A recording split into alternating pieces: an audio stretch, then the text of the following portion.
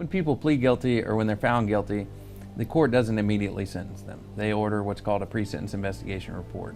Whenever someone is found guilty in a jury trial or they plead guilty, the court typically sets a sentencing date off about 30 days out.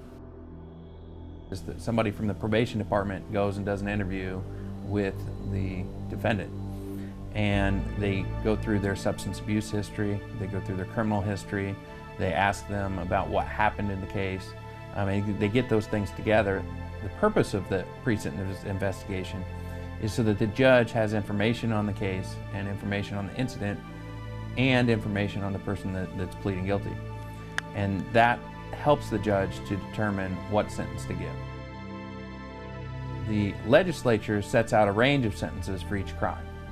There's a minimum sentence, a maximum sentence, and then a presumptive sentence. And what the court's supposed to do is they're supposed to start at the presumptive sentence and then look at all the aggravating factors. Aggravating factors could be, obviously, their criminal history. There are statutory aggravators if the victim is under the age of 12 or over the age of 65, the victim had a disability, if it's a very egregious case, if the harm that's done to the victim exceeds the harm that's necessary for the commission of the crime, that can be something that can aggravate as well. If the aggravators outweigh the mitigators, then you would expect that the sentence would be in the upper end of the range. If the mitigators far outweigh the aggravators, you would expect that it would be at the lower end of the range.